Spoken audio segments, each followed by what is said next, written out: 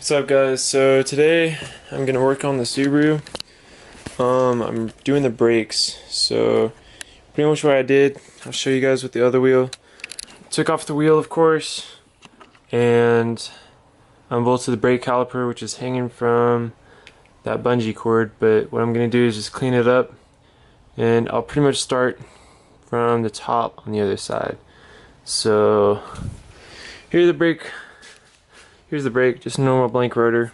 Also got some brake pads from Power Stop. They're somewhere around here, but here's a comparison: the old brake and the new brake. So this one is definitely scored and rusted up a little bit, and then yeah, there's that one. So I'm gonna go ahead and bolt these on, and we'll see how it is. All right. So when you're back here, you want to look for this right here. So pretty much what there's these two pins right here that hold the pads in, and also this clip that holds them down. So in order to remove these two pins, you want to check out this sort of clip. And what you can do without breaking it is get a screwdriver, just kind of take it out of the little hole which is in those pins, and yeah, pretty much it'll do that. And now you can just, slide it right through there, and we'll get the other one off though.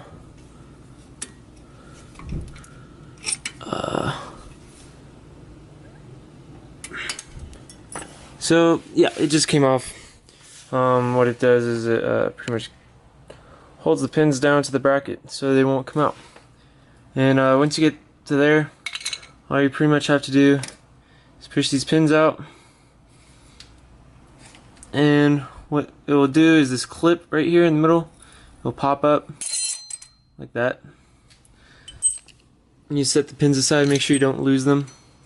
And I actually should have done the bottom one first, but this one's still easy. Take this pin out, the clip will fall, and yeah, this is what it looks like.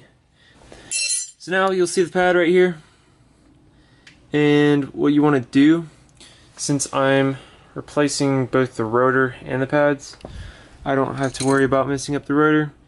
What I do, I take a screwdriver, try to like push it, and then try to get a gap.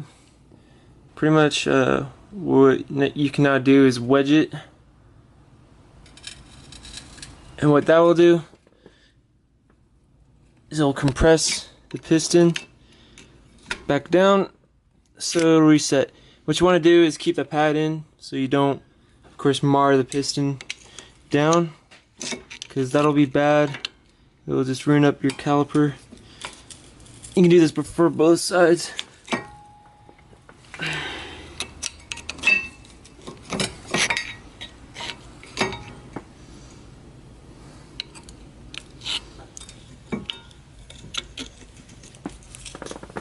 Make sure you press them as much as you can, because of course the new pads are going to be way bigger than these. Alright, so the inside pistons have already compressed all the way down. Now we do the outside. Now that you've compressed the pistons all the way down, you can just take your pads out. It'll look like this. That one is definitely done. Get the other one. And now your pistons are all the way down. So now we can replace the rotor. What you have to do is take off the caliper first, and pretty much what it is, now that you've compressed the pistons all the way down, you can just take your pads out. It'll look like this. That one is definitely done. Get the other one. And now your pistons are all the way down. So now we can replace the rotor. What you have to do is take off the caliper first, and pretty much what it is two bolts back here. I'm not sure how well you can see this, but there's one right there and one right here. you'll need a bungee cord just so you can hook it up so you don't put any tension on this brake line right here. I got the top bolt loose. What I did is the ghetto breaker bar, and pretty much what I just did is I left this wrench like that, had my other wrench, pretty much looped around like that. And what this will do is just give you extra leverage. I don't recommend this. I recommend getting a breaker bar, but this actually worked. So just do this with the top and the bottom bolt, and I'll show you what to do next. Once you remove the two bolts, you want to put a bungee cord. I just put on a little strut and hang it so that this brake line has no tension in it. It shouldn't be like twerked around like that. I think I should probably hang it more like that, but it's also kind of funky. Pretty much you just don't want all of its weight on it, and just hang it from a bungee cord. So now we're going to take off the rotor. Pretty simple. If it doesn't come out like that, try to give it a thump, maybe with a hammer. Some of them could be rusted on, but now that's garbage. Alright, now you can put on your new one, but before that you want to clean your rotor. Make sure you don't spray your brake cleaner right directly on the cylinder. Try to show you. So as you can see here, the brake has all that stuff build up on it, brake dust. So what you want to do, you want to get your shop cloth, brake cleaner of course, and you want to just spray it. You don't want to spray it directly on it because it has a little rubber boot. If brake clean gets in there and gets trapped, then it'll just destroy it. So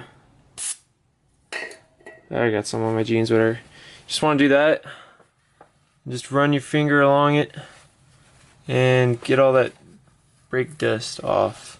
What this will do is it'll just make your brakes a little bit smooth, and so you can have a nice surface to the back of the pad, like gunk. So what you want to do now is just clean your brakes. They come from in the package with some sort of coating. It's an oil coating, but just get a clean shop towel and some brake cleaner, and just want to spray that off, and then wipe it down.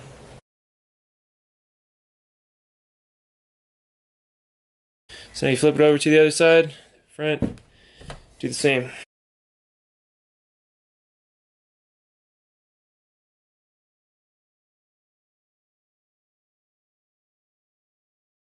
So now that your brakes are clean, you can go ahead and put it back on the hub.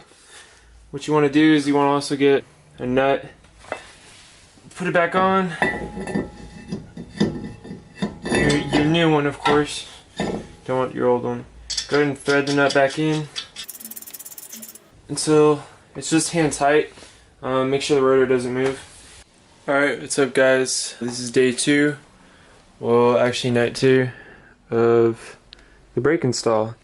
So pretty much I was kind of in a rush, as you can see from the last video, because my camera ran out of battery, but I have the brakes on, pads of course, and now I'm going to do the rear.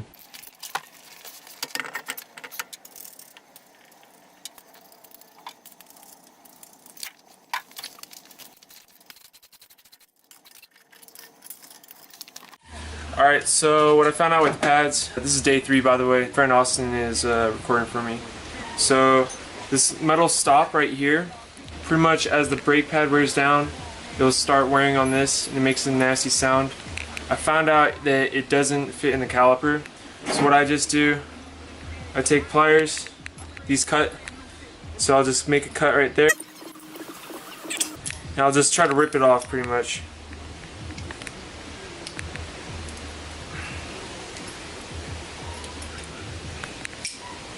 Just like that.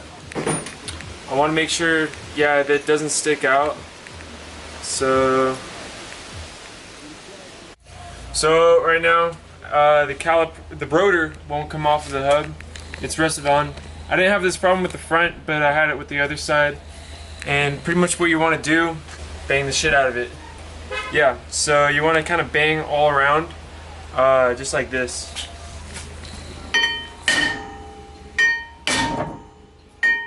Oh, caliper fell off. Try to make sure your caliper is not hanging from the line again. But yeah, you kind of want to break up that rust right there.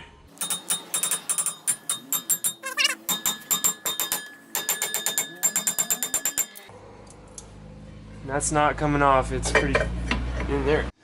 So yeah, it took quite a bit of effort than the other side, but right now, pops off. So that's what it looks like. Parking brake is alright. I'm just gonna go ahead and throw this one away, get the new one.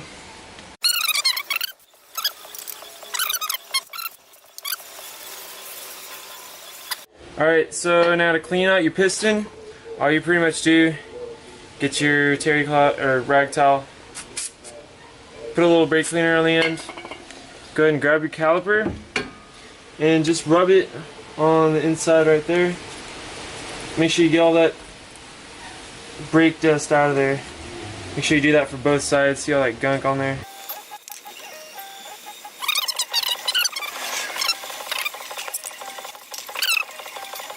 And now your pistons should look all shiny. Go ahead and kind of zoom in, see the shiny part there and there. If you want to, you can go ahead and clean the outside. The back is going to be tricky because it's just caked on there. But the front, which I'm probably going to do, I'm just going to wipe that down once I get it bolted in. So now, go ahead and place your caliper back on the bracket. Get your bolt. Sorry. Go ahead and try to thread it back in. Just thread it in hand tight on the top and the bottom. You can go ahead and cut it. Alright, so now we got the caliper back bolted on. Now you want to take your pad, put a little bit of grease on that. Go ahead and start spreading it around. You want to get the whole back side. And also, you want to get the edges right here, because they'll slide against the caliper, and if you don't grease them, then they'll get stuck or they'll start making noise. So make sure you get those edges right there. Just rub it. Keep it away from ceramic material. Just try to get it right there on the pad. But now we can go ahead and slide it in. This one will go on the back, and all you do is just put it straight down. Slides right into place. And now you get the other one. Do the same with that. Once the pads are in, you can go ahead and take your H clip. You want to put the grease on the contact points right there, and also where the pins go, so in the little well there and there.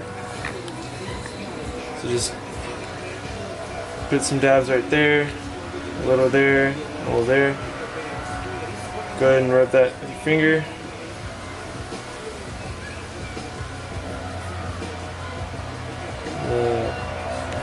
This will also make sure there's less noise and less friction. So once you do that, yeah, go ahead and put it back on. You want to take your bolts, also put grease on those.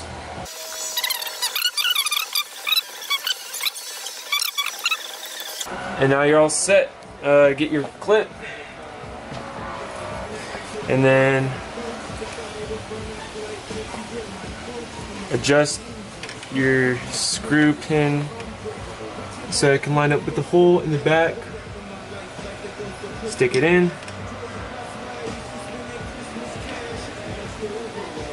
and stick the other one in.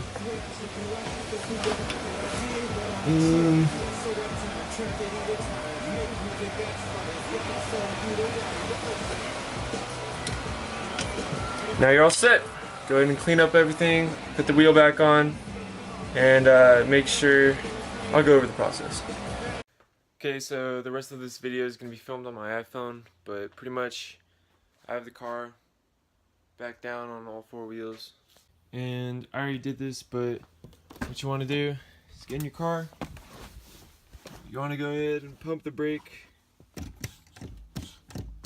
at least 3 times until it firms up. Go ahead and start the car, and then go ahead and press the brake a couple more times just to make sure they're all pumped up. And then yeah, go out for a test drive. So now that you've installed your brakes, you can now brake them in, otherwise known as bedding them. And it really depends on which brake setup you have. If it's a high performance one, then you're gonna have to brake it in more thoroughly. But if it's like me, a daily driver, then you don't really have to put a lot of effort in braking them in. What you want to do though is make sure your foot is not on the brake at a stoplight. So what you can do is just throw in neutral. This will ensure that your rotor has as much life as it can without heating up. But what you also want to do is 60-mile-an-hour stops. So I did 5 stops from 60 miles an hour down to 10 miles an hour, and I just sped up, brake down to 10 miles an hour, let them cool down a little bit when I was driving, and then just did that 5 times. Yeah, you don't want to use your brakes really hard. Like, you don't want to just put on brakes, then go up to a mountain run and start, using them, because that's just gonna ruin the bedding in process. So I'd say after about 200 miles of just daily driving it, you can go ahead and try to push the performance. But some brakes, like EBCs, they'll last about 1,000 miles until they really get the good grip. But other than that, have fun and enjoy your new brake setup.